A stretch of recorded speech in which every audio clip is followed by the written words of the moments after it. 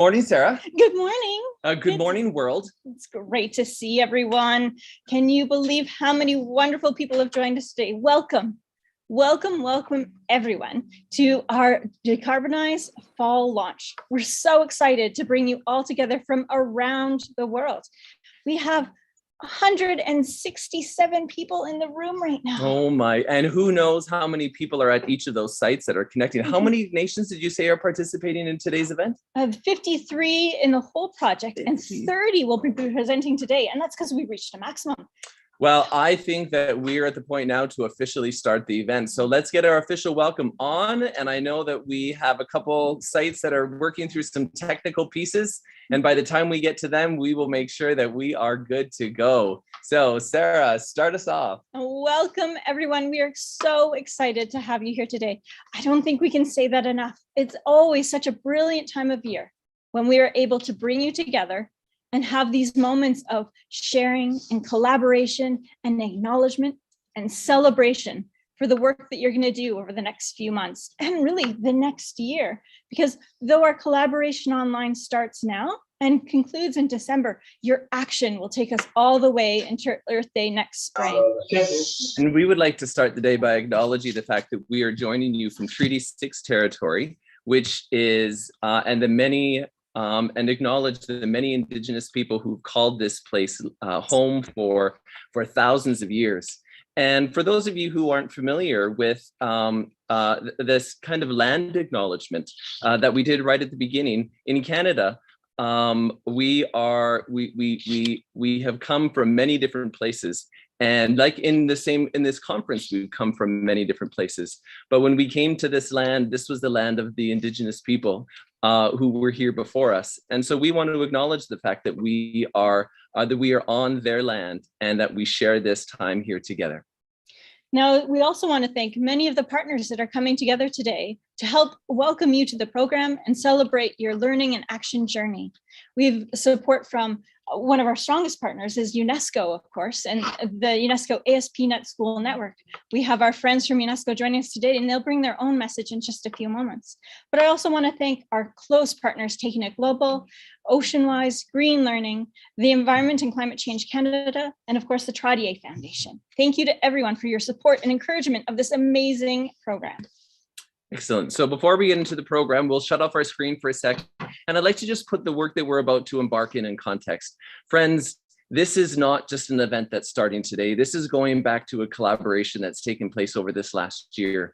It's building on the tens of thousands of hours of online collaboration from the national dialogues that many of you have engaged in as you worked with your countries to learn about the state and necessity of climate action within your own borders, to the bilateral collaboration when you met with your global North and global South partners and compared and contrast your nation's journeys, to the continental work of scaling up and building out those actions and learning, all of which culminated in the global youth paper that we are bringing forward to this year's United Nations Climate Change Conference in COP26.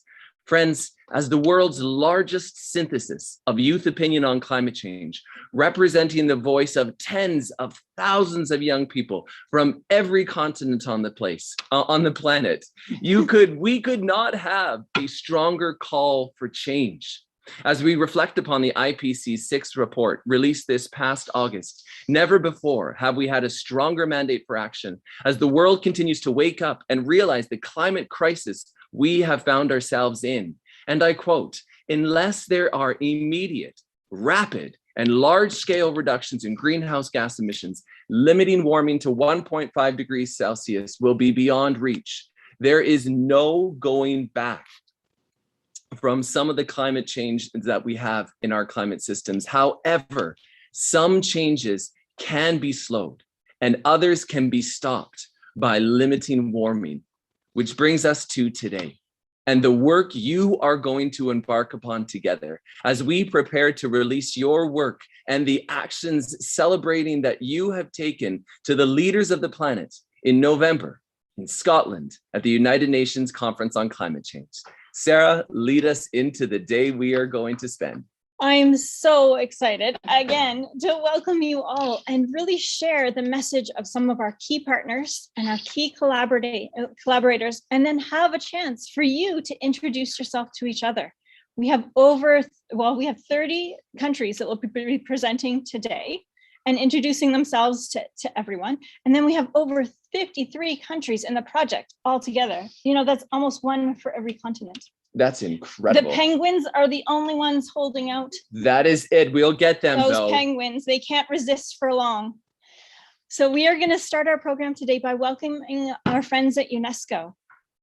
I would love to have them introduce, we'll turn over to our friend Isabel, who's been a champion of UNESCO ASP.NET within Canada, to introduce the new Secretary General within Canada. Isabel, over to you. Thanks, Sarah. We're so happy to be here and love to see this project reignited every year.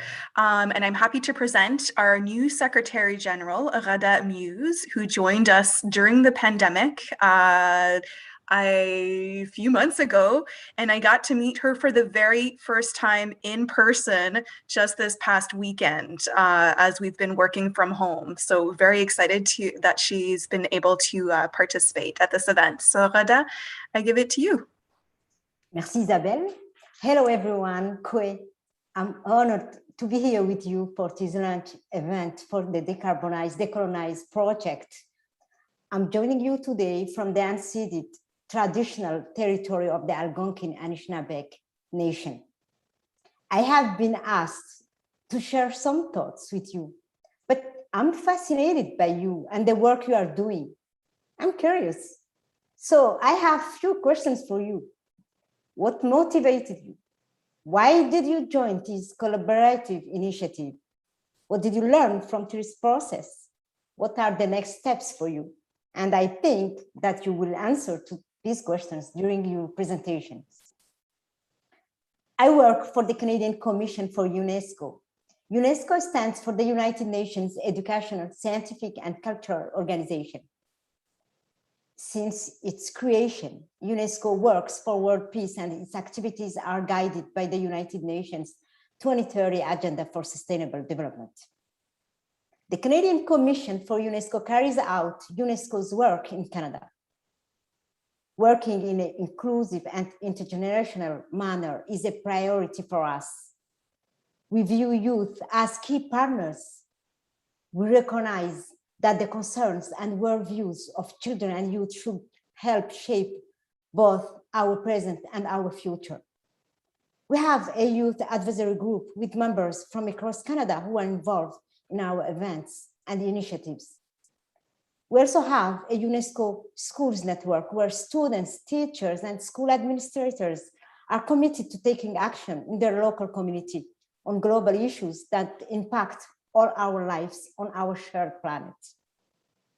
Today, I'm glad we will get to hear what students are doing around the globe to tackle climate change in their community and region of the world.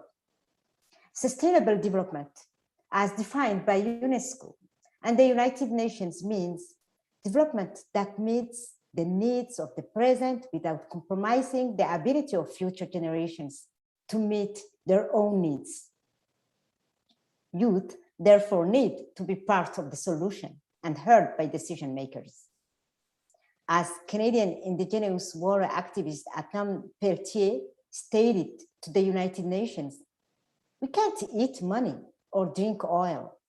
She also notes, maybe we need to have more elders and youth together sitting at the decision table when people make decisions about our lands and waters. There is no doubt in my mind that we need you at the table in order to achieve the 2030 agenda. We have now fully entered the decade of action, a reminder that 2030 is less than 10 years away. And when it comes to all the 17 SDGs, this most unusual year has shifted our views on what our world can and should look like. It starts with engaging with children and youth. It starts with linking students and educators from around the globe so that we can learn from one another through events such as this one.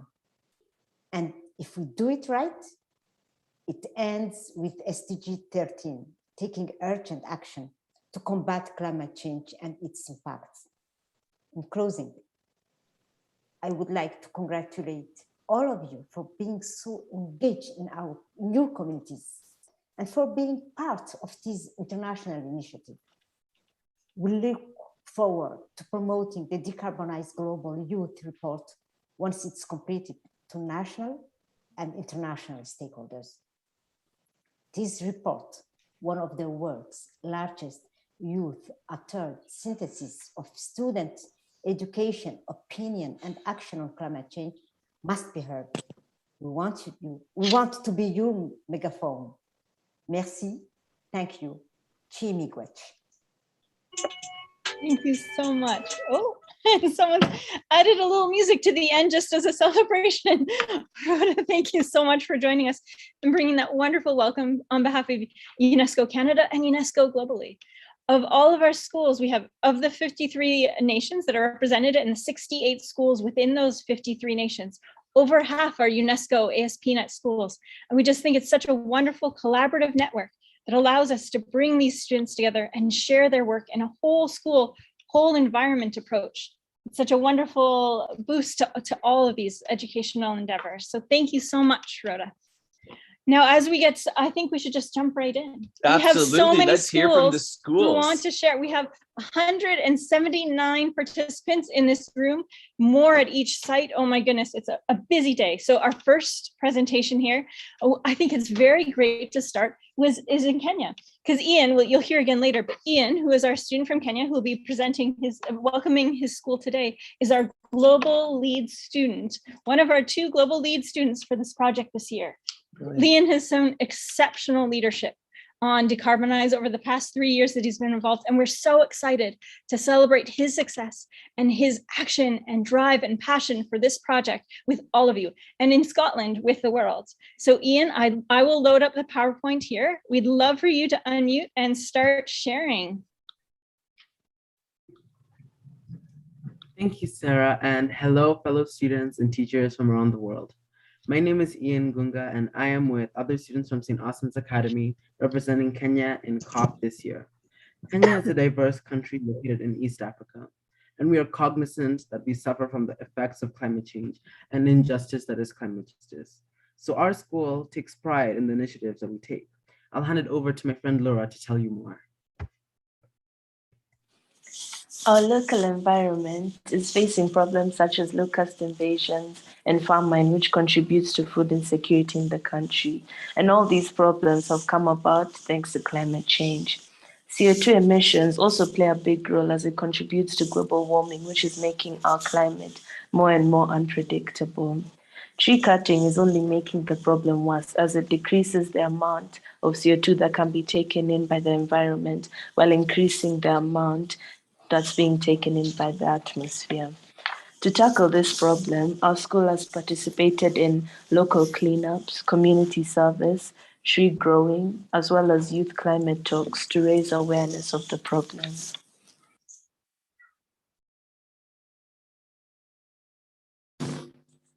It has positioned itself as an icon of environmental care and conservation. We have support to partner with organizations, both international and local, to work with both local and environmental projects that enhance capacity and sensitize both government and youth to take care of stage inaction and implementing projects that inhibit climate change.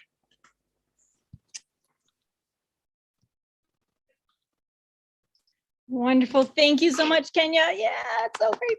That was a great presentation. Amazing. Thank you. Thank you. And then now over to our friends in China, where it is, I believe, 1 a.m. So thank you so much for joining us at such an early hour.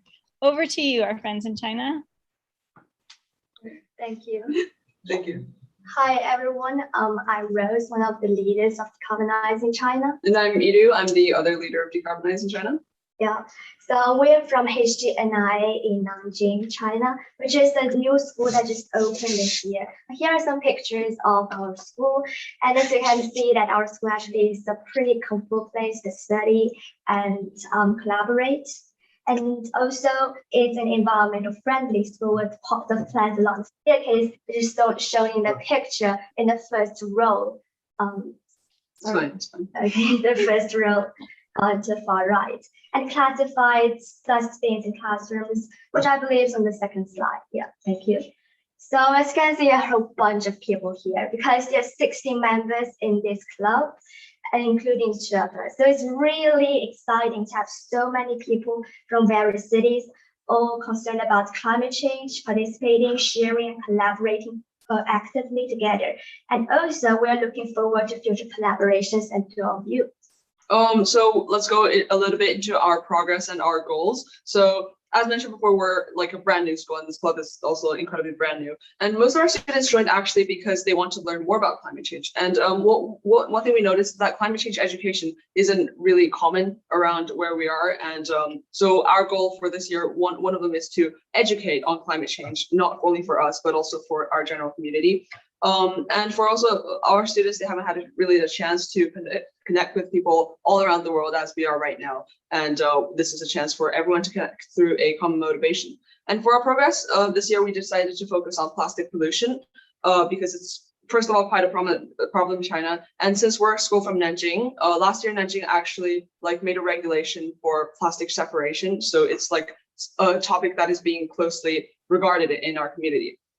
So this year we plan to come up with some solutions regarding garbage separation and ways to reduce waste, but we're not going to go too much into that. It's for the bilaterals. Yeah. And we look really forward to working with all of you. Thank you. Now, as we continue to stay in Asia, we're super excited to, first off, congratulations, China. Great to have you here. It's so very important that we have all the voices that are participating.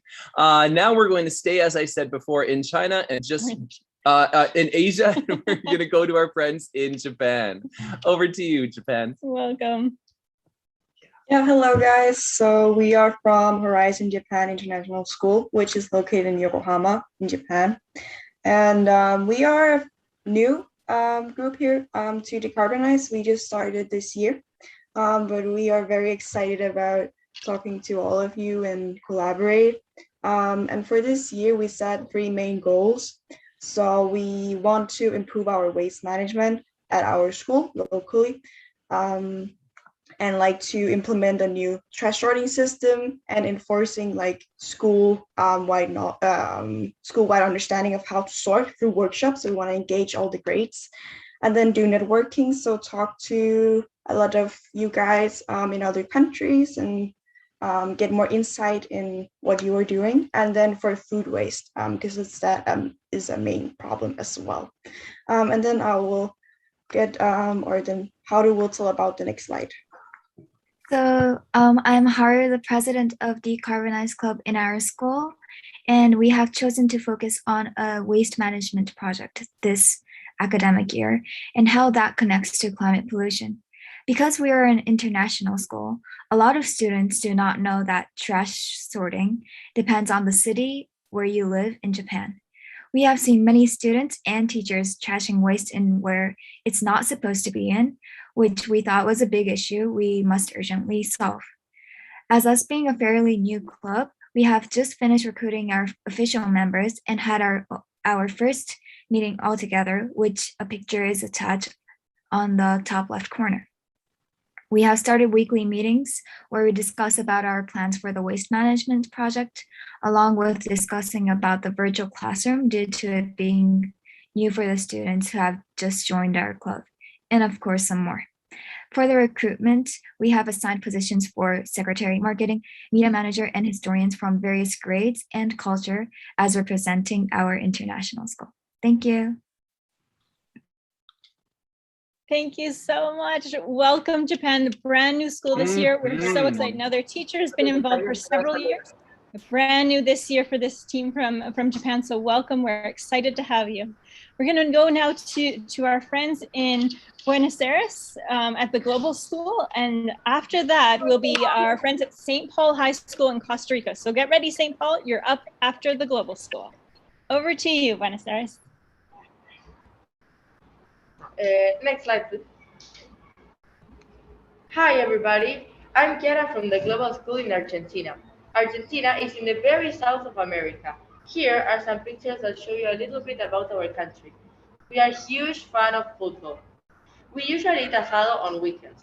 Argentina meat is famous all over the world. Did you know that Spanish is our native language? In Buenos Aires, tango is the official dance, and you will find mate drink in every house. Next slide, please. Hi, my name is Sophie. This is my second year in Decarbonize, and here are some pictures of our school. So as you can see, we are in the outskirts part of Buenos Aires, which means that we have a lot of nature around us, which I think is very nice, very pretty. Now our team members. Next Hi, slide, I'm please. Kata, and next slide, please. Hi, I'm Kata, and I will present you the members of Decarbonize this year. Ampi, Juana, Annie, Sophie, Isa, Kata, Noah, August, Baren, Juani, Kiara, and Fede. We are excited to participate in this project. Thank you very much for listening to us. Thank you so much, the Global School. We're so excited to have you back. Of course, your teacher, Rocio, who's one of our global lead teachers, is one of our favorites. So thank you so much for sharing. We'd love to welcome St. Paul High School from Costa Rica now to present. Hello, everyone. My name's Mariana from Costa Rica, from St. Paul's, Costa Rica. At St. Paul, our goal is to empower youth to become active in climate and earth topics. We really want to raise awareness and be part of the change that our planet needs. For these, my teammates are gonna introduce several of our projects that we're doing in order to achieve our goals. Currently, we have two main projects. We are working on turning our school into a Bandera Solo school since 2019. And also we have something called Ecolution, where we discuss with other schools that are not part of Decarbonize, Decolonize, but are part of our own project, where we discuss like topics about climate change. We discuss things that we may do for looking for solutions and problems in our own communities. And finally, we have a group of 8 students that are currently participating in Decarbonize. It's us 4, Mariana, Gabriel, myself, Sebastian, and Sofia, and other 4 students who are in their senior year, so they couldn't be here today, but I'm sure they'll be glad to be here. Thank you. Thank you so much. So great, great presentation, Costa Rica. So far we have heard from Kenya, China, Japan, Argentina, and Costa Rica. Amazing. And then up next for countries, we're going to go to our welcome message from our friends at OceanWise. And then we're going to Taiwan and Greece and Argentina. So here's the list. We'll keep coming back to it, but just make a note of where you are. Remember the schools in front of you so you're all ready to go. So far, it's been seamless. Way to go. This is amazing. All right, now I'm going to stop my sharing and I'd like to introduce our friend Scott Bocek. He's the Director of Education, I believe, for OceanWise. And we are so excited to be partnering with OceanWise closely this year to run Decarbonize in a more elaborate way across Canada. So in previous years, there was just one school from Canada involved, but this year we've been able to invite 8 schools to join the Decarbonize team. And we are so excited to have that investment of Canadian education into climate change education and action. So Scott, welcome. I'd love to turn it over to you. Oh, thank you very much, Sarah and Terry. Let me just quickly try and share my screen here. Oh, Scott, I will have to just give you some privileges here. Quick. Oh. And we just want to say we've been able to work with OceanWise as they continue to educate not just students in Canada, but just like Decarbonize, OceanWise is working with young people all across the planet as they look to build and increase the ocean literacy and climate literacy of young people wherever they happen to be. Well, Scott, it looks like you're good to go, so we'll pass it over to you. Okay, well, thank you very much, everyone. And wow, this is so incredibly inspiring to see the early presentations. I'm very thankful for Sarah and Terry to invite me here this morning.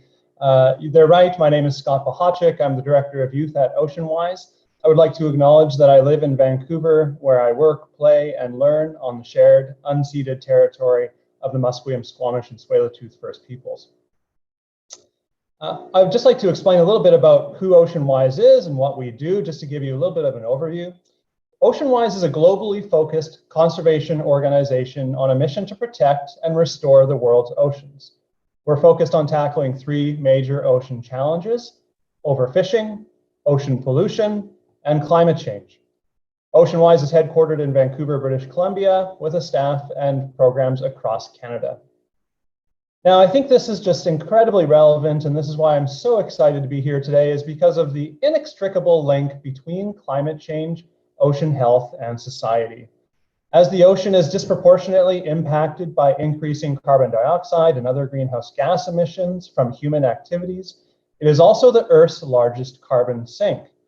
The ocean's importance in our fight against climate change cannot be overstated, and we all must ensure the next generation of leaders, you, clearly understand the connection between climate change and ocean health. As a low carbon emissions trajectory is essential to preserve the health of the oceans for future generations, and regenerating ocean ecosystems is one of the key tools to address the climate crisis. And so you can see on this screen, OceanWise is formed of 7 initiatives. We have, starting from the top left, seaforestation, whales, plastics, fisheries, Arctic, turtles and reefs. But I think one of the most important pieces here is that you are in the middle of all of that. And Sarah and Tara asked me to share some of the actions that youth could take, or some really heartwarming stories. And I have thousands from really the inspiring youth that we work with across Canada and around the world. But I would just like to, although I don't need to convince anyone the importance of youth, I'd just like to show this one snippet from the 2030 UN Youth Strategy, where young people constitute a tremendous and essential asset worth investing in, opening the door to an unparalleled multiplier effect. I think we've seen this to be so true in the youth that we work with, where they inspire others in their homes, in their schools, in their communities, to take a variety of actions that further ocean conservation and improve ocean health. We're quite proud that Canada really released recently its first State of Youth report, further acknowledging and confirming the importance of youth as leaders today, not just tomorrow, but with the ideas and the creativity and the passion to make a real difference right now. And finally, I would just like to say that our vision at OceanWise is that we are all ocean champions. I think there's innumerable pieces, or there's innumerable actions that you could take in your homes and your communities. And with such an international audience, I think the most important thing is to speak with your colleagues, speak with your parents and your friends and your family to understand what the ocean conservation issues are in your community, and then use your research skills and speak with your teacher to devise sort of a local and an appropriate action that you feel would advance ocean health. I think if you have community conversations and speak with your friends and colleagues, you will come up with ideas that we could not think of ourselves. And so I'd just like to welcome you to this fall kickoff. This is extremely exciting. Thank you to the Center for Global Education for inviting me. We're delighted to be partnering, and I hope you have a wonderful rest of the session in fall. Oh, thank you so much, Scott. It's so wonderful to have you here and spreading this message, because it's true. Youth don't need to wait. They can act now. And when we first started Decarbonize, the youth under 18 were not allowed. And so we had to make special, we're just going to make sure everyone's muted. Yeah, it's tricky when people we're approaching 200 sites as people continue to come online, in addition to those who are all viewing this via YouTube. But there's lots of people coming in. Gotta mute those mics.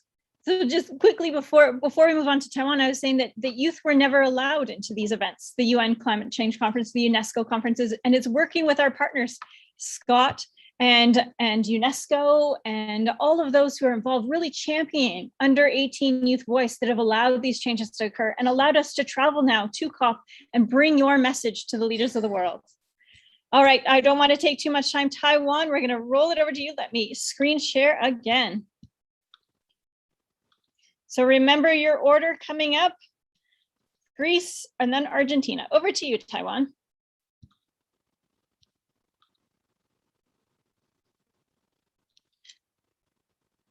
Oh, maybe if you're...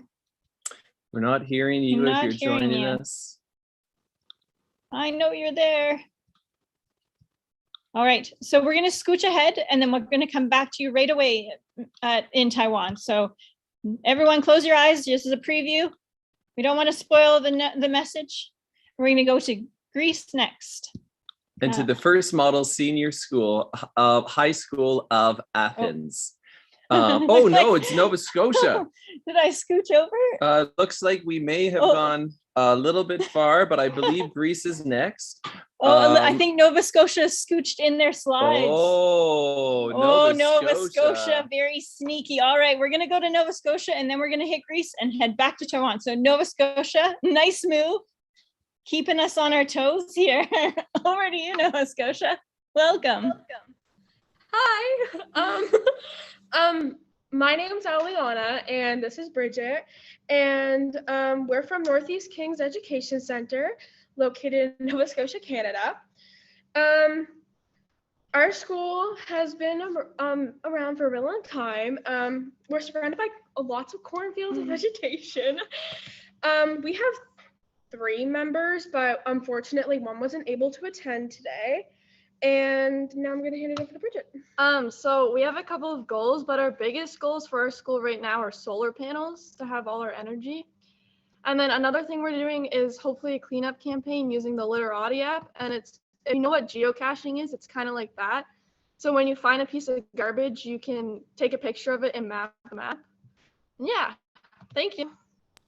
Wonderful. Thanks so much, Nova Scotia. I love the fact that you have this big macro project that's going to require financing, and you have a little micro project that's able to get done by anyone, anywhere. So now back to our friends in Greece. So, and over to Athens. Hello, Athens. Hi, everybody. Hi. I am Olivia. Hi, I'm Lydia. Hello, my name is Eleftheria. Hello, I'm Penelope. Hi, my name is Mars. Hello, I'm Katerina. This is the second year for our school participating in this program, but everybody in our group is new here, since we attend the 11th grade of high school. Some things about our school are that it was established in 1829, and it is located in one of the most touristic parts of Athens, Plaka. Athens is a very big city with almost no green spaces at all.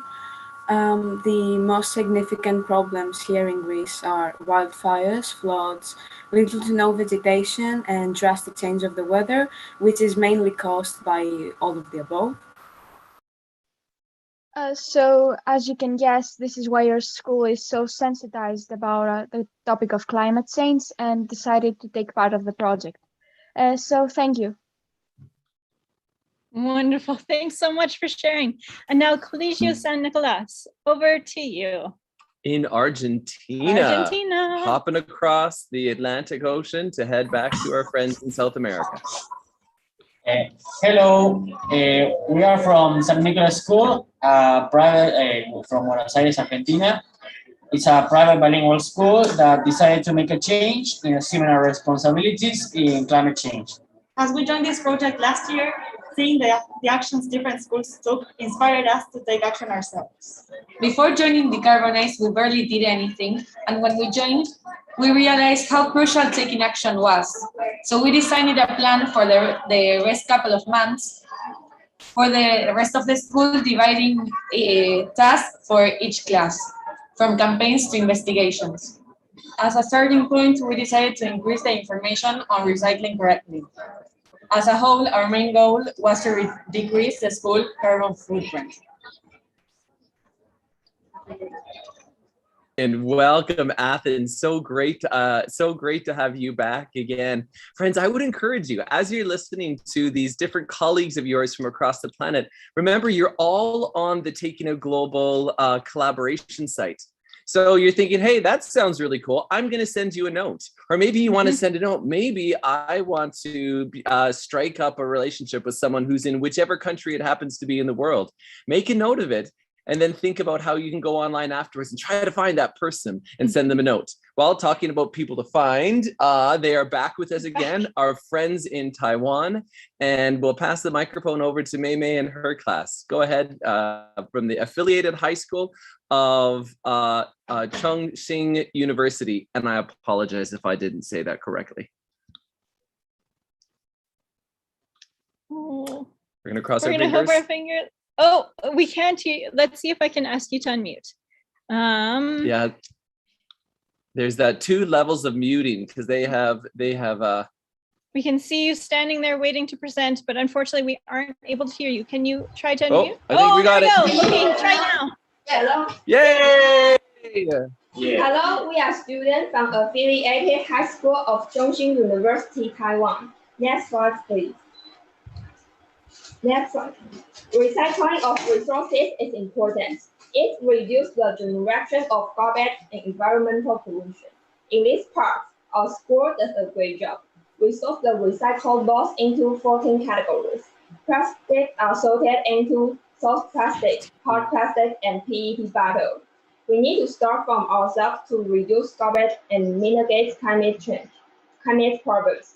Not only resource recycling, but joint school beach cleanup activity is also a good choice. Next slide, please. Taiwan was facing a serious water shortage at the beginning of this year. Reservoirs were about to dry up. The main reason was that there was low rainfall and typhoons didn't hit Taiwan last year. Taiwan government formulated a policy of stopping water supply for 2 days a week for 3 months. Our school found a solution to make sure that the general public area wouldn't be affected. We put a huge bucket in all restrooms and filled it with water for the water supply the next day. Thus, when we ran out of water, we could use it to wash our hands or flush the toilets, etc. In this way, we didn't have to worry about lack of water to use. And also, the school's general public area wouldn't be affected by water shortage. Next slide, please. As for wildlife restoration, every April and November, our Global Education in Taiwan team participates in a community service project centered on climate change mitigation and adaptation. Professor William Su and an ecology specialist taught us courses on biodiversity, particularly focusing on Taiwan wild lilies. My GET team is making an effort to carry out the restoration of these Taiwan lilies by weeding and cleaning the environments and helping them survive from intruding alien vegetation. That's all. Thank you. Excellent. Great job. Thank you so much, students joining us from Taiwan. Now we're going to hop across. We're going to do a little skipping of some slides, and we're going to say hello to our friends who are joining us from Nigeria, the Government Model Secondary School. Over to you, Nigeria, in Abuja. Hi, everyone. I'm sorry my student cannot join us today because we're just resuming. But I am joined by one of the teachers from Quest Learning Academy in Ebonyi State. Our school is, our interest is on empowering youth through climate education. And some of the actions are tree planting, recycling, waste management, food security, nursery and seed development, advocacy through media. We know that presently media is the best way of reaching out on climate education. Then the project we're engaged in presently with the other school is planting using empty cement bags because of the eco-violence and insecurity in our nation. Presently, people are afraid to go into farming. So farming activities. So we created a space where students can use empty bags to plant staple food like potatoes, yams, and vegetables, and recycling the bags and also keeping the environment healthy. The students are also engaged in artwork, as you can see from the next slide. They are trying to portray some of the human activities that are affecting biodiversity. So they express themselves through the artwork so that people can know the disadvantages of some of the activities that they carry out in the community. Thank you. Sarah. Oh, thank you so much for sharing. And after our friends in Turkey, we're going to be going across to our friends in Green Planet Energy Analytics. So you're up next, Green Planet Energy. But first, we're going to hear from our friends in Turkey. Go ahead, Turkey. Hello, everyone. I'm Zeynep. I'm going to give you information about Turkey. Turkey is a country with territories both in Asia and Europe. 97% of its territory is in Asia and 3% is in Europe. The lands located on the Asian continent are called Anatolia, and the lands located on the European continent are called Thrace. Hi everyone, I'm Begum. Turkey is one of the most important countries in the world in terms of geographical location. With this geographical location advantage, 4 seasons can be experienced within the borders of the country. Being surrounded by seas on 3 sides, being between 2 continents, having a variety of climate and vegetation are among also its advantages. Hi, my name is Emily. Our school, Dr. Binazege, Dr. Rıdvan Ege High School. Our school is in Ankara, capital city of Turkey. We're a school that is devoted to Atatürk's principles and reforms, that adapts and contributes to national and universal values. It at peace with itself and its environment, has problem-solving skills, clarified future goals, is aware of what needs to be done to achieve its goals, and can make use of information and technology such as Unity. Hello everyone, I'm Elif Naz. I'm going to talk about the topic we want to work on this year. Our water supplies are drying up day by day. In the last 60 years, almost 70 lakes have dried up in our country. The drying of lakes is due to water pollution and unconscious water use along with climate change. The pictures you see in the presentation are just a few examples. We need to protect our lakes because they are also also home to a lot of endemic creatures. Our goal is to tell as many people as possible what we need to do to protect our valuable water resources. Thank you so very much, Turkey, for joining us. Thank you for the actions that you're going to be taking and for the necessity in helping us share the situation you're in, and really helping us to understand and take a step back from some of the individual projects. We're going to ask Rob McIntosh, who's really done work all across Canada, and especially in the province of Alberta, to empower organizations, to empower individuals to take meaningful action. And we're very excited to be working with Green Planet Energy Analytics and in order to take our projects beyond just being able to share and be able to do great work, but helping to understand the importance of making meaningful change and understanding the change that needs to take place. So Rob, we'll pass the microphone over to you. And after that, we'll hear from Megan Foster, who's going to help us understand how exactly we're going to use those tools. Rob? Thanks very much, Terry. Hello to everybody. And I always just admire with tremendous respect those of you that work away in a second or third, making English a second or third language. You do incredibly well. I usually butcher it as my first language, so bear with me. Our firm, I've been working on climate change since 1976, okay? When I was an undergrad at Queen's University, I did my undergrad degree in physical geography. We were very active in the 1988 Toronto Atmospheric Conference when the scientists first brought the issue of climate change to the attention of the politicians. And the work that Green Planet Energy Analytics now does really focuses on two things. It focuses on working with students and community members and First Nations and cooperatives and nonprofits to help them build capacity and literacy in designing projects that will really make a big difference.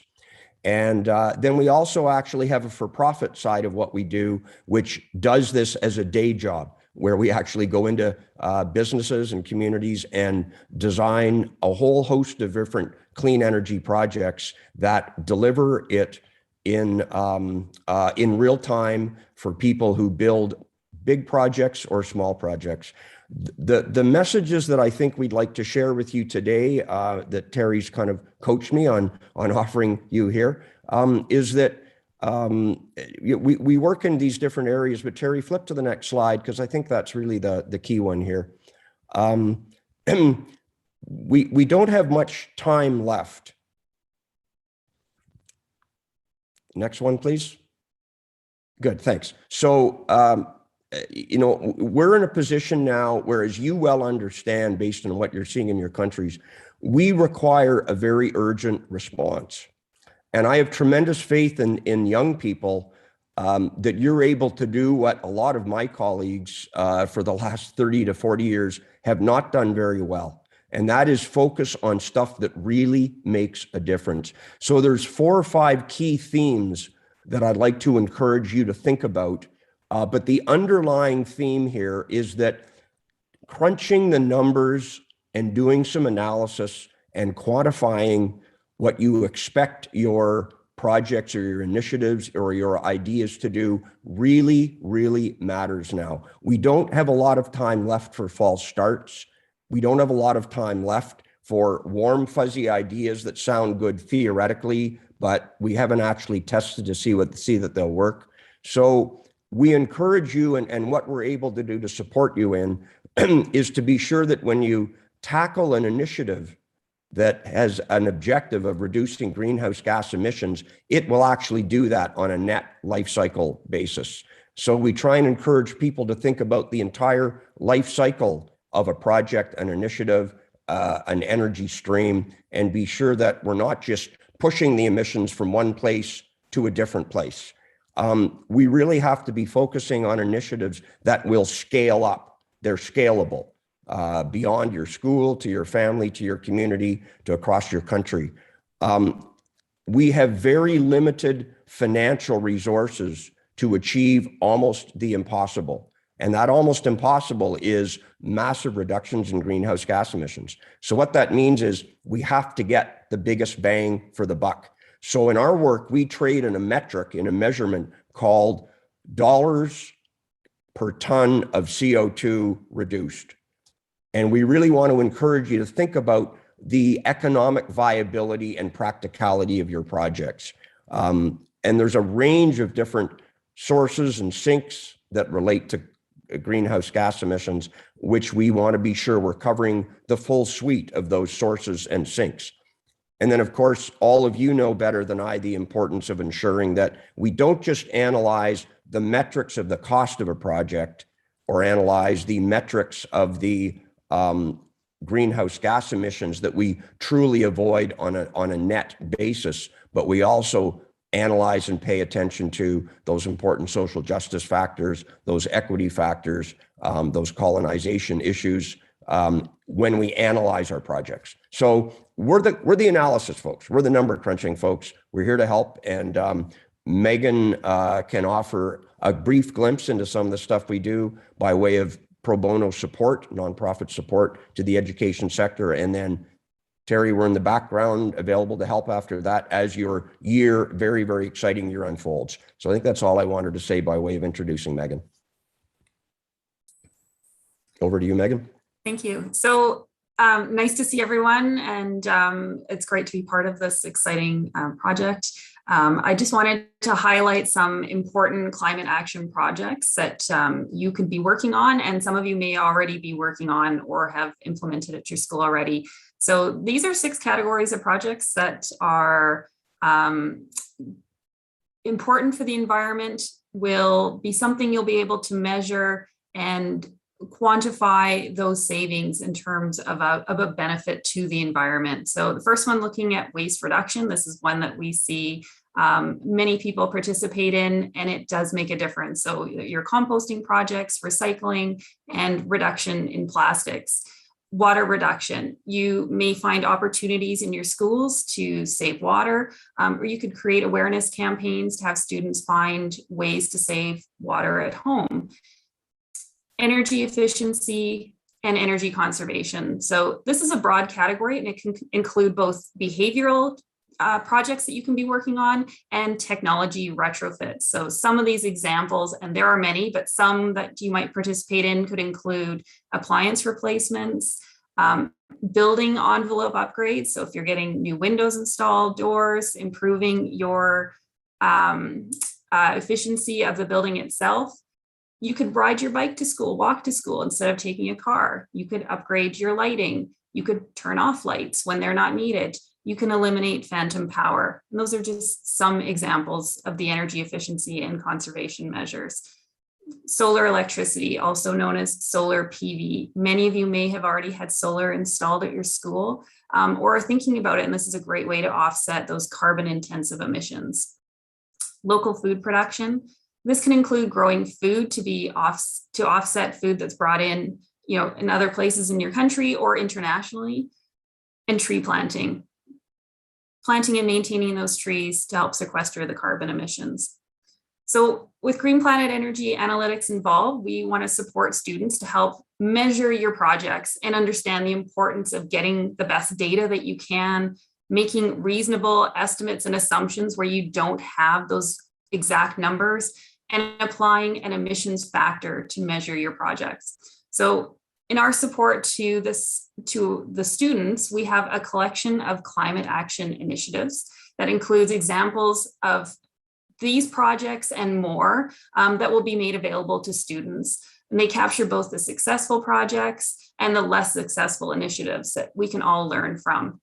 And so this example shown right here, and it's really just an example of an Excel calculator tool. So in this one, it was a local food production project that was done to offset growing food locally at the school to save the trucks coming in from out of country and shipping in that food. So there was definite offset and reduction of carbon emissions. And so by defining some key parameters, finding some key data, using those emission factors, we can then calculate the annual carbon emissions saved. So we'll be helping by providing some of these tools and giving some guidance and training on how to measure some of these benefits of your projects. And we're looking forward to working with you. Thank you. Brilliant. Thank you so very much, Megan. And thank you so very much, Rob. As we said, the time is tight. We heard right at the very beginning directly from the IPCC and from their 6th report that came out in August. Action needs to be taken now, and it needs to be meaningful action. And we want you to understand what really meaningful action is. And so as a result, we are going to be featuring the different projects that you are doing. And we're going to be featuring in a special way those projects that fit within those 6 categories that we saw that Megan shared with us. And so as you're looking at the projects you're going to embark upon, we want to feature, we can't feature every single project, but we are going to feature those that feature in a special way reductions that we can measure. Now, I realize this may be a little bit intimidating. It looks about math and it looks about spreadsheets and all this kind of technology, but we have a whole team of mentors. How many mentors? 20? Yeah, almost, yeah. 20 mentors who are going to help you, train you on how to fill out these spreadsheets and how to find data that is really meaningful. And all of this is going to be for you to enter onto that. And we have the training workshops that are going to be coming up. Again, we don't want to say that these are the 6 projects and you can't do anything else, because depending where you're at and where things that are meaningful to you, you need to take the journey you need to take. But we will be featuring those projects that we engage in that do fit into these categories in particular. And as we said earlier, we will be training you on how to fill all this data in and making sure that you're able to do it well. And then on top of that, we're going to be using an app. So not just those big school-wide, community-wide actions, but we're going to have individual actions that you could also be taking. And both of these will be featured on a global map. So the world will be able to see the amazing work that you are doing within your communities, and that you in turn can bring to those leaders within your communities, where you can act as advocates, right? Because we just can't have this stop at our school doors. Right? This needs to go beyond our schools. We need to be sitting with our politicians, as many of you are. We need to be sitting with our community leaders, as many of you are. And we need to say, this isn't just about me, this is about us. And how can we be most effective in the action with the little time that we have left? And friends, it's not just about those actions, because it's not just about our heads, but we also need to touch people's hearts. And so whether it's at your school or the hundreds of schools that are in your networks, we want you to provide everyone an opportunity to express what action they are going to take through the art that we are submitting. And we're going to have an opportunity at the United Nations Climate Conference. The City of Glasgow is giving us a space to exhibit the art that you are going to provide, so that you are able to show it to the world, not just on a screen, but actually at the United Nations Conference. Not only that, but we have friends who are joining us from an organization in the UK called Dear Green Place. And I'm going to give them a second to talk about their project and how they're going to be reaching out to you throughout Decarbonize. Over to you, our friends at Dear Green Place. Hi guys, thanks so much for making a bit of time for us. My name is Hugh Owen, and I live in Glasgow. And as you can imagine, a lot of excitement building about what's going to be happening here in the next few weeks. I'm a bit old for all you guys, but I'm a journalist, and I worked for the BBC here in the UK for about 25 years. So we're working with a number of universities in Scotland, a number of them in Glasgow, and we're lined up to try and help some of the stories from around the world about the climate emergency, particularly interested in stories from those countries most affected by extreme weather and other impacts of the climate emergency at the moment. So if you'd like your story to be published in one of Scotland's main newspapers in and around the summit, as well as getting your artwork out in Glasgow, we'd love to hear from you. So there's my email on the screen. There are the universities down below that are going to help you get your stories, certainly to a wider Scottish public, and we'll publish them on social media too. And it's called Dear Green Place because there's a not very widely spoken language in Scotland called Gaelic, and the name of Glasgow in Gaelic means Dear Green Place. And I hope we all share a hope that we keep our globe a dear green place well into the future. So we'd love to hear from you if you want to tell your stories here in Glasgow, in Scotland for the summit. Thanks for your time. Thank you so much, Hugh. We're really excited to be able to integrate this idea of not just sharing our stories internally on our classroom through that Talanoa spirit, where we're telling each other stories and listening to them to build empathy and understanding, but being able to share them widely throughout COP and then throughout Scotland, so that people know there are people all over the world, youth all over the world, who are doing this work together. Mm-hmm. All right, so Terry, we're halfway through.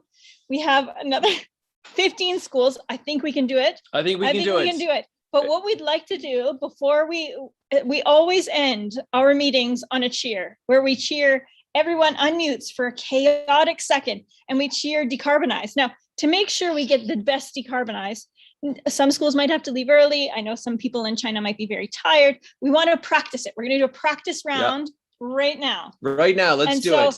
On the count of 3, everyone in a chaotic mess is going to unmute their microphones, and we're going to cheer Decarbonize. Does that make sense, everyone? I'm going to put everyone on gallery view so I can make sure I see lots of cheering. So 3, 2, 1. Decarbonize! Oh my God.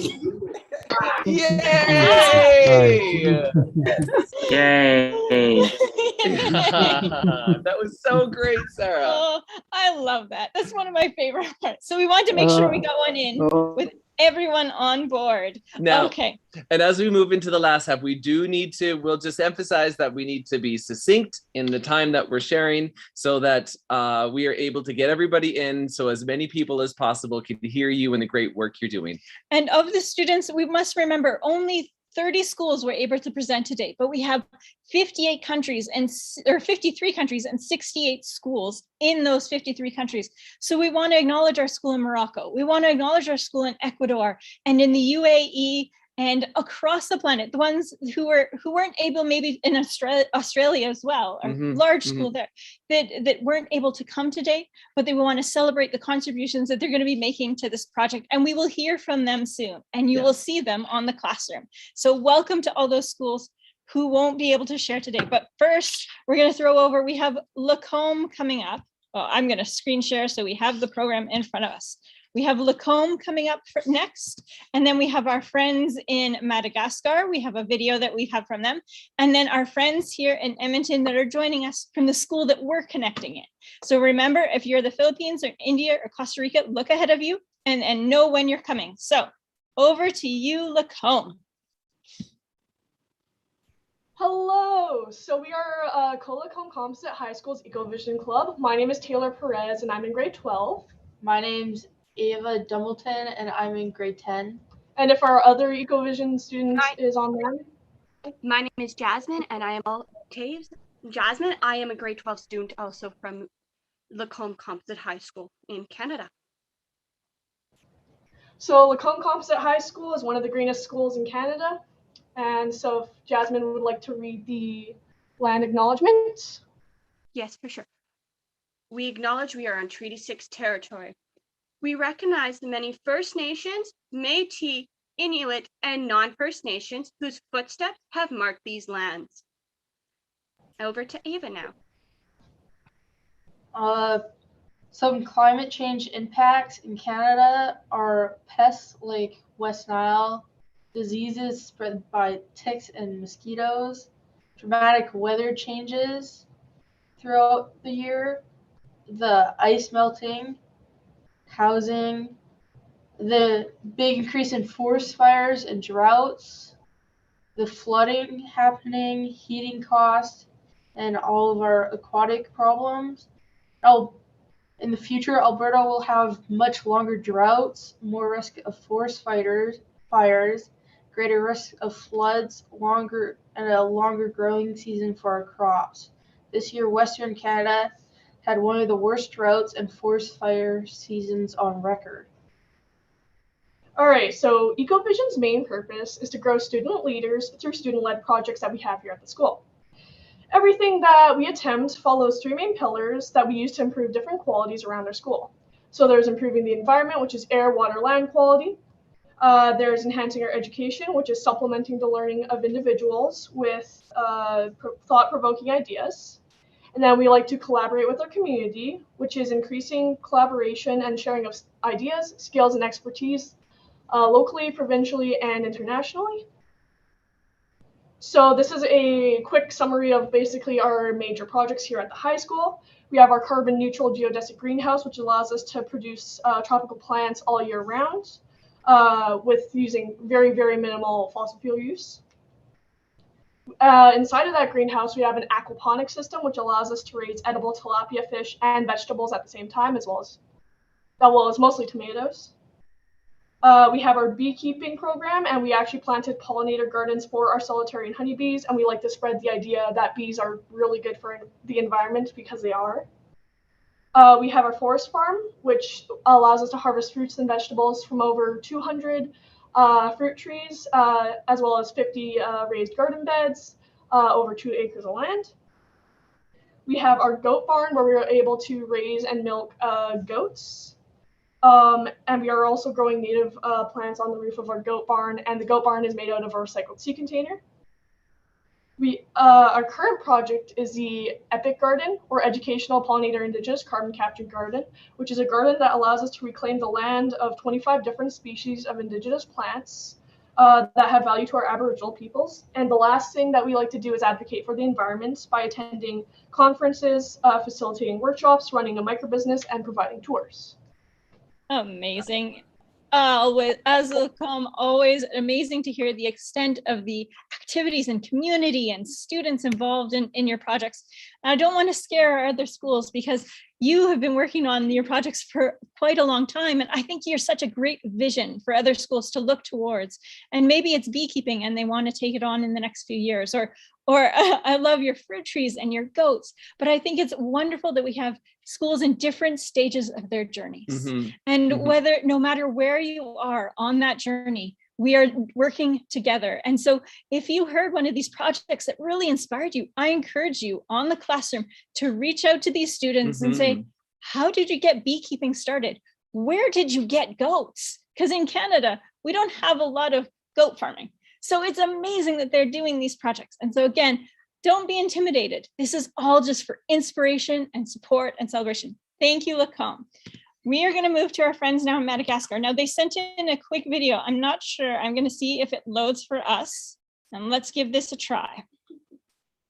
And then we're going to go to our friends in Edmonton. We are from Madagascar. My name is Asta. My name is Ursula. My name is Elena. My name is Crivio. My name is Gloria. My name is Claudia. My name is Landry, and it's nice to be a part of this project. And we are dying also to meeting you and all to contribute to our this organization. Bye. Great job, Madagascar. That was awesome. And we're going to go now to our friends who are joining us here actually on site, which is the base for the Center for Global Education at Austin O'Brien High School in Edmonton, Alberta, Canada. Austin O'Brien, over to you. Hello, bonjour, français. My name is Oceane, and my name is Sarah. And we are Austin O'Brien High School, located in Scotia, Waskahikan, colonially known as Edmonton in Alberta, Canada. Our province, like the rest of Canada, is cold during the winter. The scenery found in Alberta is beautiful, and our province is famous for our Rocky Mountains. With regards to climate change, we are experiencing vast temperature swings. This past summer, we experienced extreme heat waves in Western Canada. Forest fires are also becoming more common.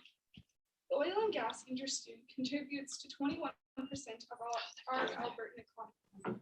We believe that communities and our governments need to work together. Hi everyone, we are proud to be a part of energy alternative to contribute to our economy. Some ways we hope to decrease our carbon footprint are, as a school community, we hope to organize a composting program, organize a school garden and greenhouse, organize a local trash cleanup, suggest solar panels for our school, inform ourselves and others about more ways to reduce our carbon footprints, such as buying local products and avoiding fast fashion. Today we are wearing orange shirts to remember and honor the Indigenous children who attended our schools. The arrival of European settlers in Canada has had devastating effects on Indigenous peoples and their cultures. Residential schools were created to assimilate Indigenous children. From 1883 to 1996, Indigenous children were stolen from their families and sent to residential schools, where they were often malnourished and abused. At least 6,000 children died while attending these schools. Ways we wish to heal our relationships with Indigenous people and help them practice their cultures are by educating ourselves and others about residential schools and other injustices done to Indigenous people, by learning about Indigenous culture and by becoming settler allies, help in the fight for Indigenous peoples living on reserves to have access to drinkable water, and help save our school curriculum by ensuring that it accurately discusses Indigenous peoples and their history. Thank you, merci. Wonderful. Thanks so much. Great job, Austin Great O'Brien. job. We are now going to run over to our school in the Philippines, and I will have the PowerPoint up in a second. Now, remember, we need to make sure we're keeping our microphones muted unless it is our turn to speak. Thank you so much. So St. Joseph's Academy, the screen will come up and we will pass the microphone over to you now. Go ahead, St. Joseph's. Hi. We made a video for our introduction. So if you can please play it, that'd be great. It's just loading. Thank you.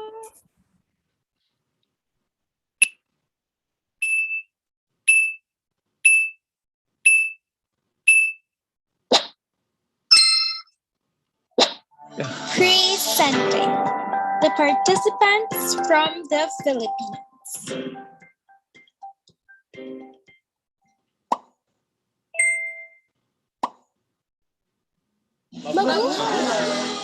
It is our pleasure to represent the Philippines today. We are in our 4th consecutive year joining this global youth collaboration project. Adapting to protect communities and natural habitats is one of the goals of COP26. Las Piñas City, where our school, St. Joseph's Academy, is situated, exemplifies multiple activities to lessen the waste in our environment. Namely, the Lantern Making Festival, which uses recycled materials, and the Water Lily Festival, which uses water lilies for different activities to lessen the blockage of water flow. We live by our hashtag SJAtingMundo to mitigate climate change through unified feasible solutions by nurturing human development to decarbonize the environment and reduce our overwhelming ecological footprint. Hashtag COP26. Change on purpose. Challenge our purpose. Connect our future.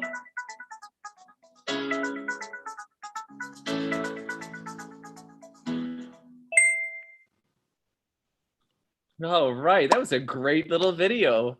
Well done, Philippines. So let's hear about the work that our friends are now going to do in Spain. Yes. Hi. We are the Lithuania school in Spain, and this is the 2nd year we are in this project. And yeah. So first of all, we're implementing things like trash organizing here because we found that a lot of students didn't really know what items went in each bin. So we made little posters to put on top so everybody would sort the trash well. And then we're also implementing, we're doing this project where everybody's bringing the clothes they don't need anymore, clothes that don't fit them or too small or anything.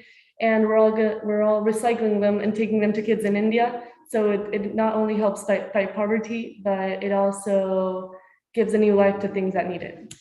We also have gardens that grow our own food, and we also have special days in which we try to organize not on days where we come to school by bike and other special events that help the climate. And we're also part of the Eco Schools organization, which means that we are committed to recycling correctly, saving water, saving energy, and as probably like my partner said, we also contribute to reforestation in our garden. And that's all. Wonderful. Thank you so much for sharing, Spain. And what last year, or the last time there was a COP, it was unexpectedly in Spain. We were all anticipating going to Chile. And then all of a sudden, 3 weeks before the conference, we were sent to Spain due to some political unrest. And this school came right along beside us, welcomed us into their community, shared their school site and their buildings with us, and allowed our students to work.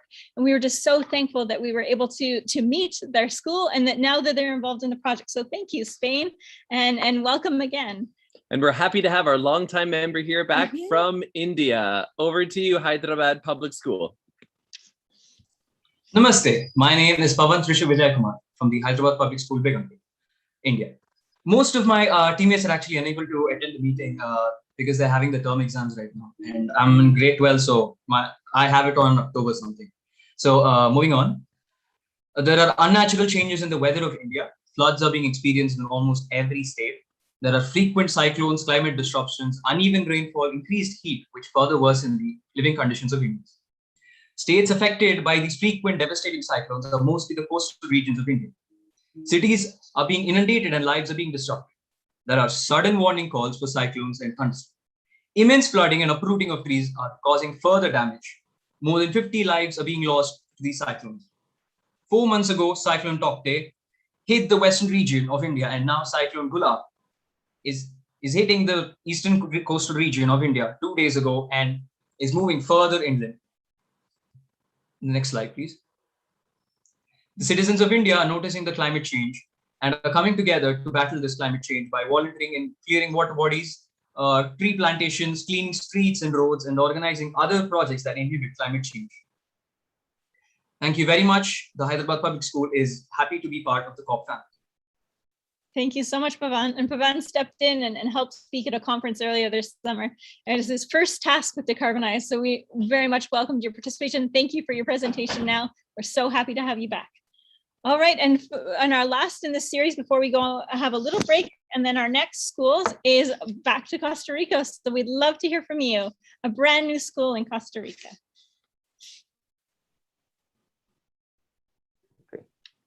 Hi, my name is Andres Sejul. I'm from Costa Rica. I study in Colegio Humanístico Costarricense. We are a pre-university high school situated in Nicoya, Costa Rica, the fifth blue zone in the world. This institution exists since 2017. Here, we are really into environment conservation topics, and now we are 31 students participating on this movement. One question, please. Okay. In recent years, the province in which we live has suffered a significant impact from global warming. One of the most obvious impacts is the following: in summer times, the rivers dry up and the towns must cut up their water every day so that it does not run out. The mountains are consumed by fire because everything is so dry. A lot of flora and fauna die in there. And especially the big industries are the cause of this. They take benefits of nature over exploiting her.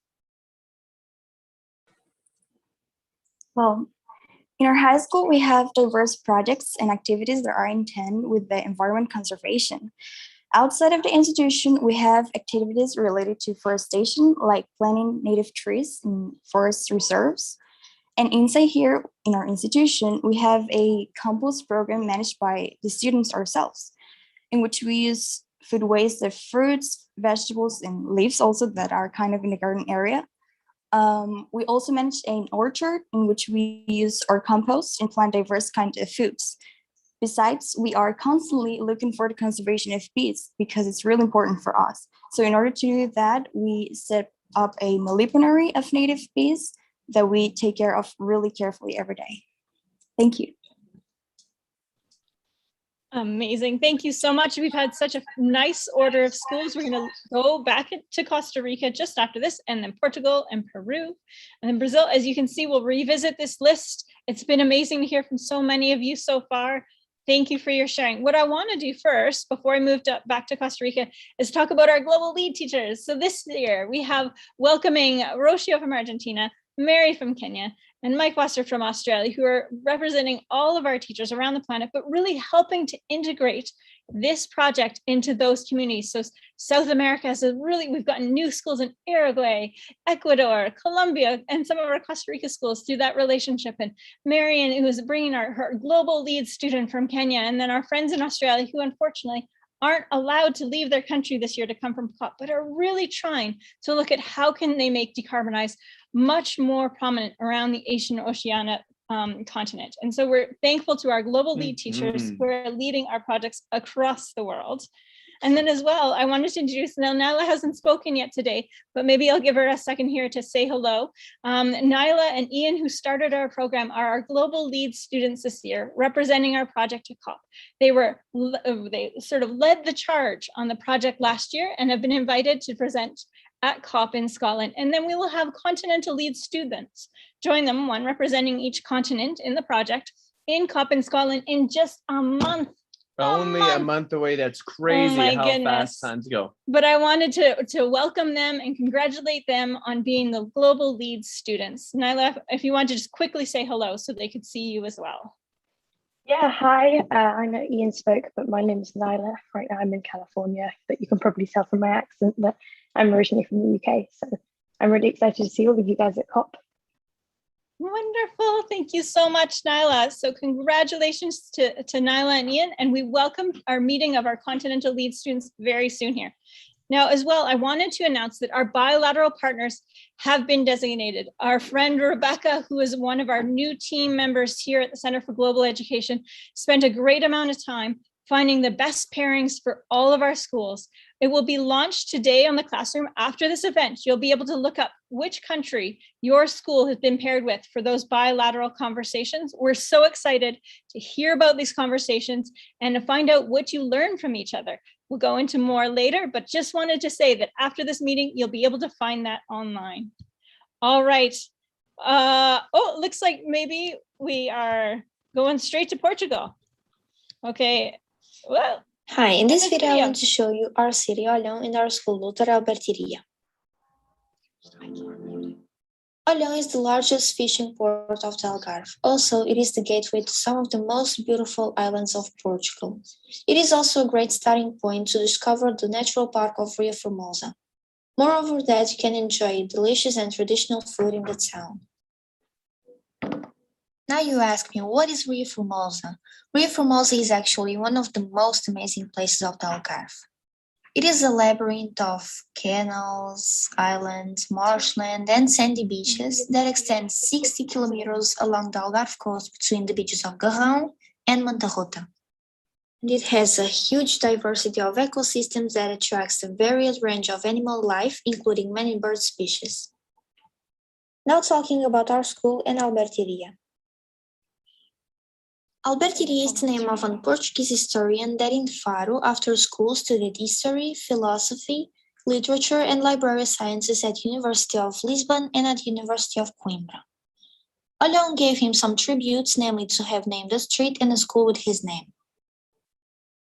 The school, Doutor Albertiria, has many places for different activities, such as classrooms, where students study and learn new things from different subjects, science lab where you can do some experiences, ICT room where are located the computers for information technology, library, students come here to study, do their homework, or request books for a certain time, teacher's room, school office, gymnasium where students have physical education, canteen, the place where we eat, and the music room, where we'll learn to play different music instruments, for example, flute.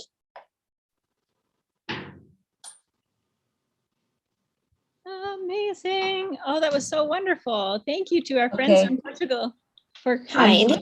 Ooh, okay, I'm going to go back to your slide right now. There you are. Can't I speak? Yes, please do. Oh, okay. So I'm going to present myself. I'm Manuela Valentim from Agrupamento de Escolas Doutor Albertiria in Olhão, Portugal. So it's in the south of Portugal. As you can see from the video presented by one of my students, that we are surrounded by sea. And this is the big issue we usually tackle and address because it's something that the kids are related with. So in our case, we are UNESCO school. We are also part of the network of the European Blue Schools. And we are Escola Azul, like you see in the flag, in this cleaning campaign.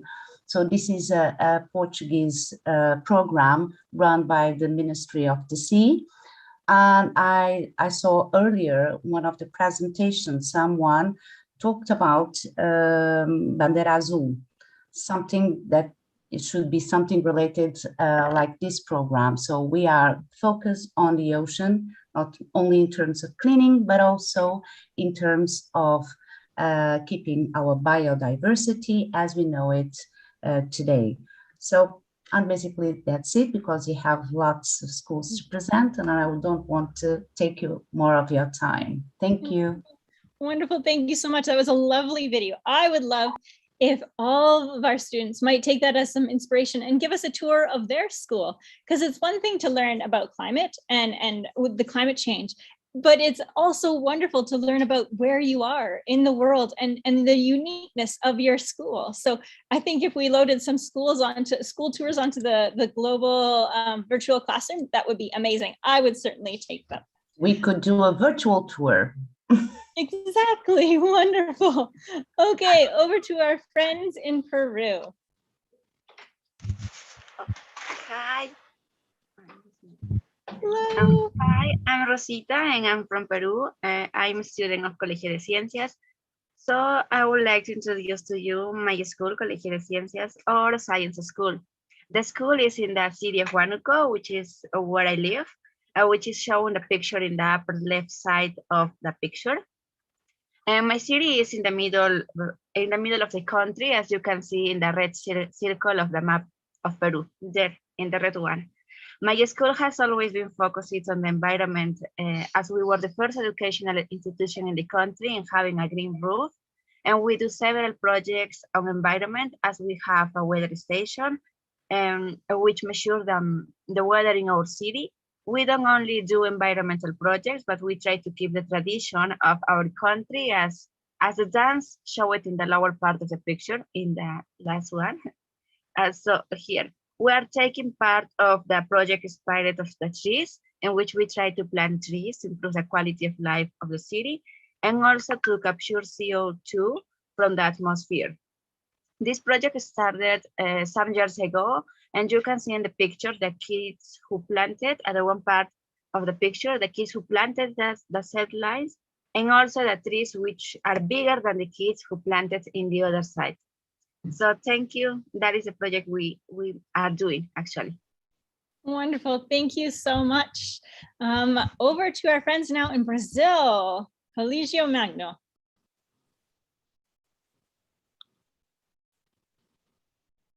I know you're here. I saw you earlier.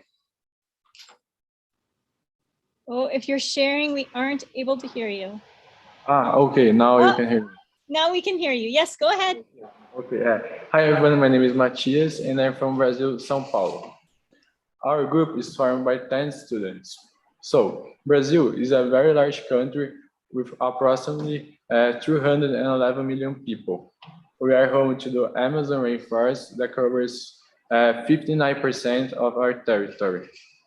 We also have a lot of beautiful beaches that are worth visiting.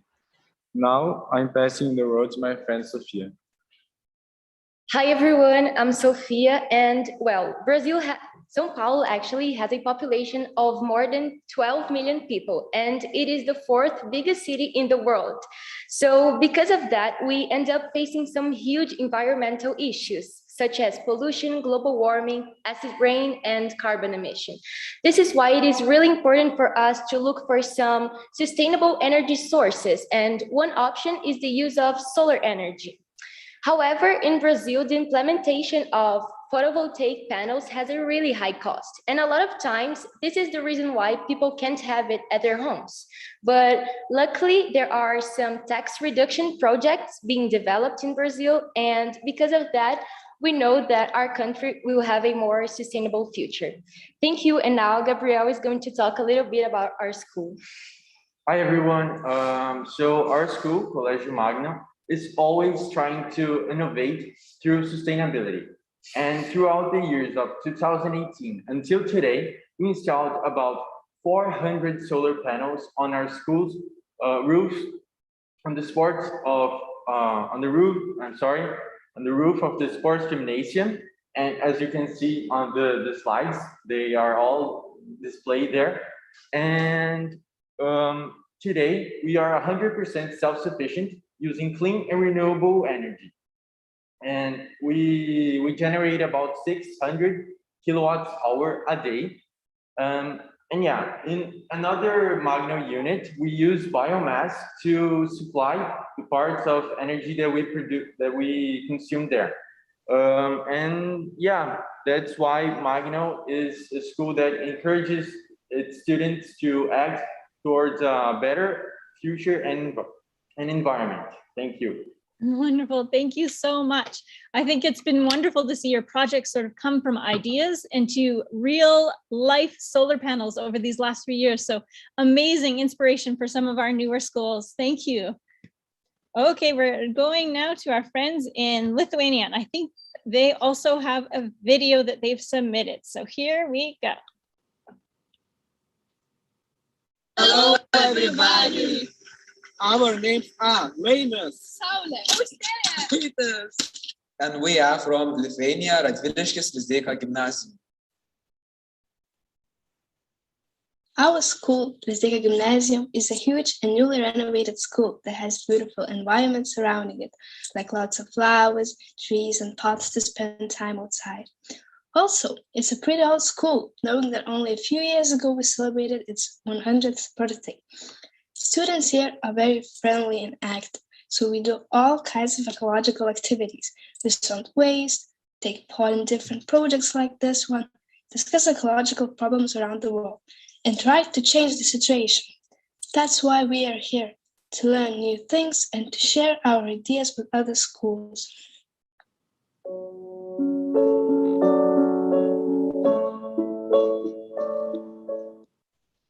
Amazing. Hello, everybody. Ooh.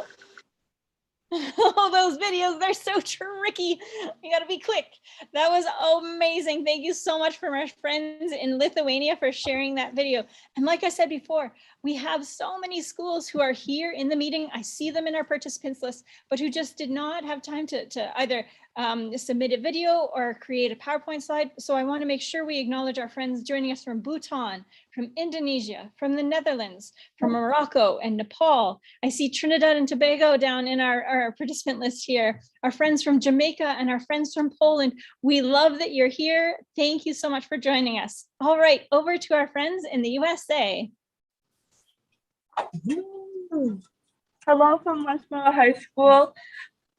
We are happy to be part of hashtag Decarbonize, and we would like to give a chance for our high schoolers to speak.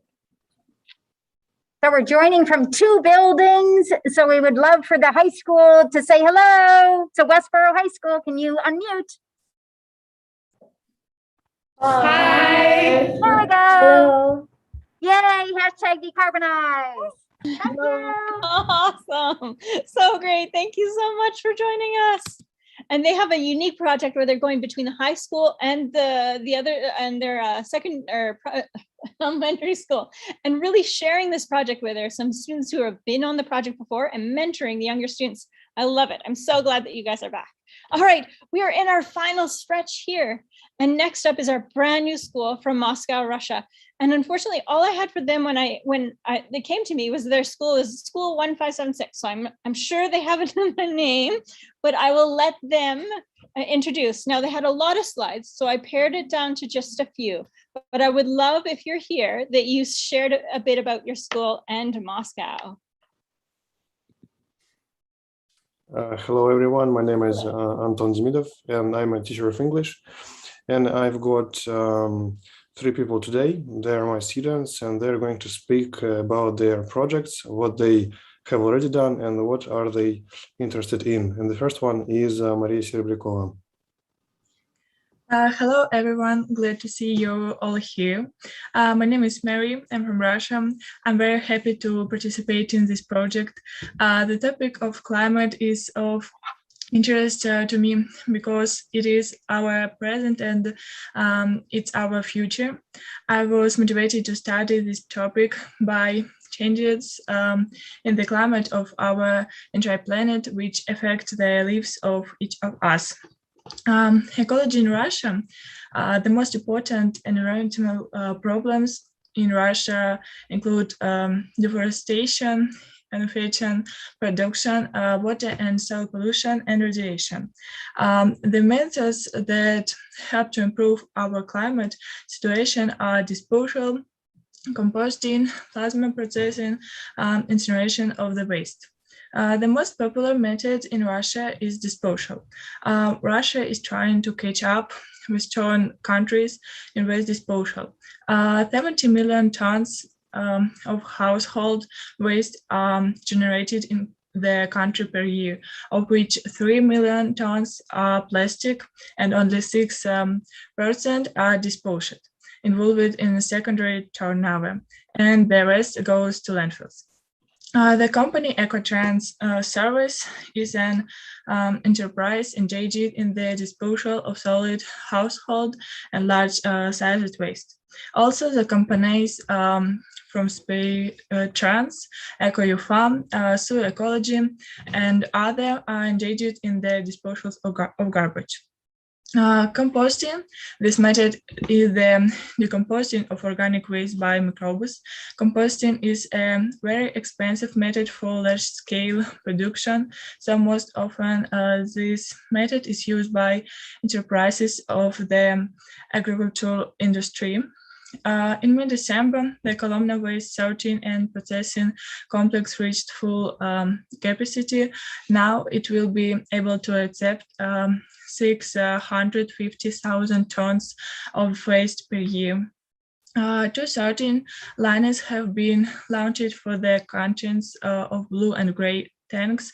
The promised 20% of useful fractions have been allocated and are awaiting transfer to vocation campaigns, and 30% of organic matter is filtered from the local mass of waste and then to the newly erected composting workshop.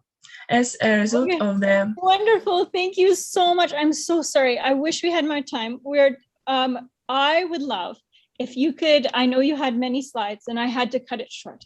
We have 5 more schools and we're already 10 minutes over. So I want to just respect that we need to get everyone. Could you record this presentation and then put it on our classroom so we can all see, because I'm very, very interested in Russia and the issues and what you see as the solutions. But we just don't have time today to finish the whole presentation. But thank you so much for sharing. I'm so excited that you are joining us in this project. Thank you, Russia. Thank you, Moscow. Wonderful. So we're going to go to our next friends now at Robert Thirst High School in Calgary. All right. Okay. Sorry, I was confused which mouse was mine. All right. Hello, I'm Luke from Robert Thirst High School in Calgary, Alberta, Canada, which is, of course, on Treaty 7 territory, including the traditional lands of the Blackfoot Confederacy. So I'm part of the Natural Resources or Natural Science class here at Robert Thirst, and it's essentially just a class that you can actually get credits for, that's all about environment and sustainability in and out of the classroom. Usually our units for each semester focus on climate change in mixing with society and politics, plants and gardening, plant propagation and agriculture, and wildlife and conservation. We focus on how biosphere, as you can see here, affects society and it affects economy, and how all of that comes together to reach our sustainable development goals, which we would like to strive for ourselves in the school. At the end of every semester of this class and beginning, we work on some kind of projects to tackle the environmental issues in our school and make our school greener. We have, as you can see, our rooftop garden and a garden in our courtyard that we've been working on and actually growing food and other plants in. We've grown plants in the class and each propagated our own. And we even have a program for graduating students in grade 12, like myself, where we each get a tree sapling to raise and grow ourselves. And not to mention, we have recently gotten we also have some programs like these seed packets we gave out last year in this terrarium we made in our Learning Commons. And we got a grant from a government organization of $7,500 to work on installing solar panels on our school's roof, so we can eventually get our entire school to a source of energy that is clean and net zero. Amazing. Your Mr. Lake is one of my favorite teachers, and you saw there was a picture just here, I'll quickly go to it, where students sort of took his desk, oh, it's back there, took his desk and like attacked it with green plants. It's like a living desk. So amazing. It's a great class, and we're doing a lot of good work, and it's a great start for this, and I'm happy to be a part of this. Wonderful. Thanks so much for joining us, Calgary. All right, over to a new school that we have joining us. I would love for you to take over. Hello. Oh, some audio issues with our friends. Let's give you one more chance. Oh, I can see you, but unfortunately the audio is a little choppy. We're gonna go ahead and come back. So just give it, maybe we'll practice in your end, and then we'll come back. So give 1 second. You could also turn off your video, and that will boost the bandwidth you have for your audio. So we're gonna go and then come right back. So our friends from Bangladesh, are you here?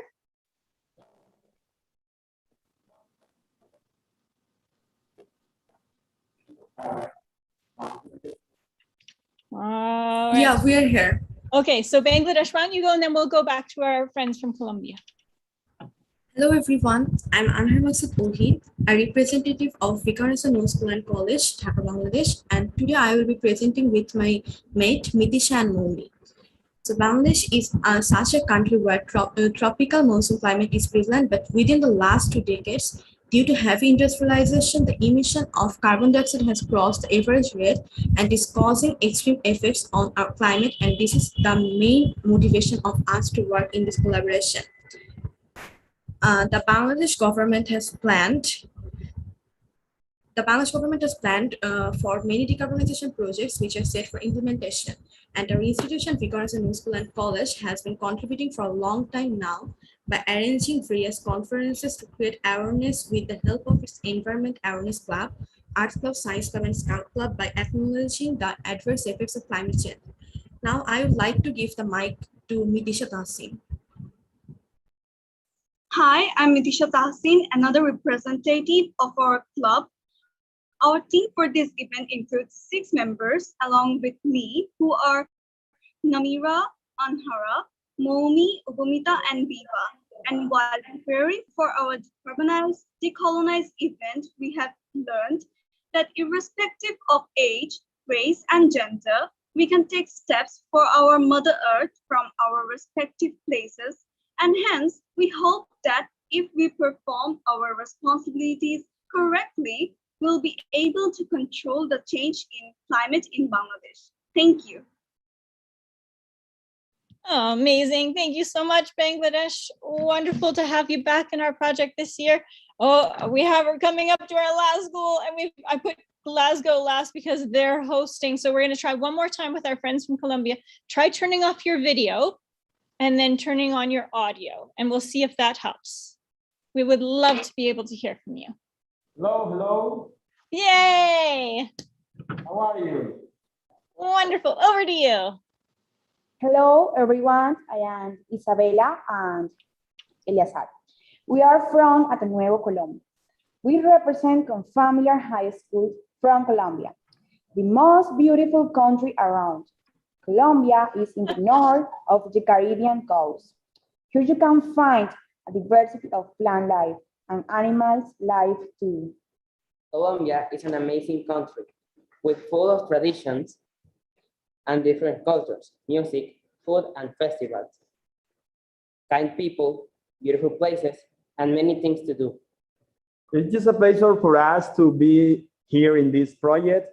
Thank you so much for the invitation. We are gonna work so hard in order to add something to take care of the environment. Thank you so much.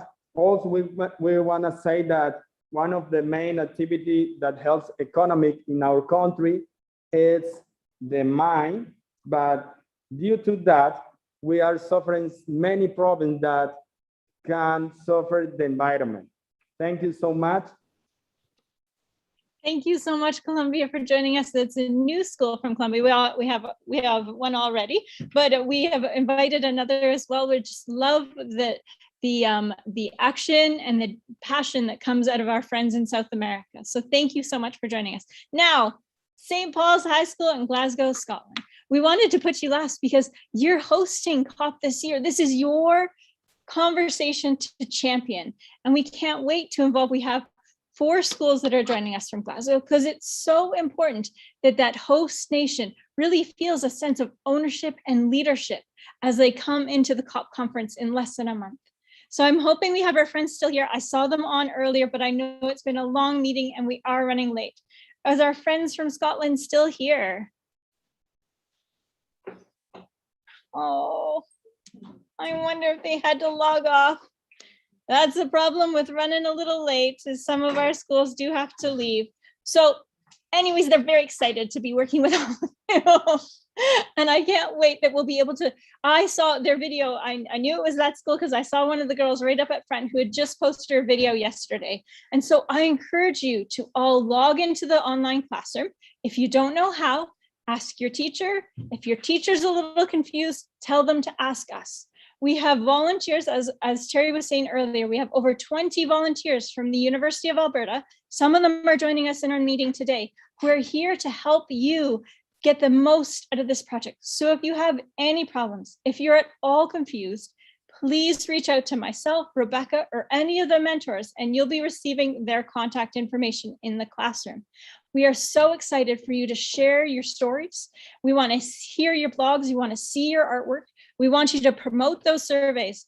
3 years ago, we had 30,000 responses to the Global Youth Survey. Let's see if we can beat that. You can translate it into another language. We encourage you to send it out on social media. Go harass other teachers in your school and say, do this survey in your class. It's important, because it is. When we go to the United Nations Climate Change Conference and we say 30,000 children around the world demand change, that's a large number. That's hard to ignore, and it becomes very important. So we want you to be able to say, I was a part of a global survey on climate change, and we changed the conversation at the UN Climate Change Conference. It's in your hands to do that, both with the power of artwork that speaks to our heart, the power of numbers through our analytics in our action projects and our numbers in our surveys, but through your stories as well. And we will be sharing those with our help of our friends at the BBC and universities in Scotland. And as well through this project, as we have working with a team. You can't see them. I wish I could turn my camera around, but there's a team that will be following us, and they're doing a documentary, and a small portion of it will feature you and your schools as a part of the Decarbonize project. People want to hear your stories. All of these organizations that are on the screen right now want to help celebrate and champion the work that you are doing. Thank you. Thank you so much for wanting to be involved in this. Thank you for your passion. Thank you for your ideas. Thank you for your charge and your putting adults to task, because we talk a lot about how climate change is important, but we don't act enough, and you can make us act. It is you who can push us forward.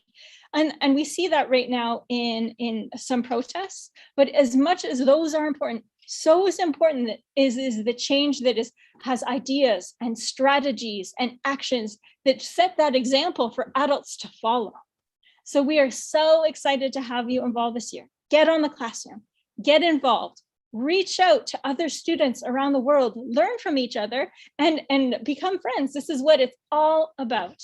So I'm going to stop my sharing, and we have practiced it once, and now is another chance that for us 96 remaining, for us to unmute and do our final Decarbonize cheer before we log off today. So are you guys ready? You can unmute now, and then I'll count down. So 3, 2, 1. Nice. Thank you everyone for joining. I can't wait to see you in our bilaterals and our continentals and our global meetings and live from COP events. It's going to be an amazing few months. Thank you, and we'll see you all again soon. Good morning, good evening, good night. Goodbye, everyone. Bye. Bye. Goodbye. Goodbye. Bye. Bye. Goodbye, Lithuania. Goodbye, Canada. Goodbye, Philippines. Goodbye, Brazil. Goodbye, Turkey. Goodbye, Kenya.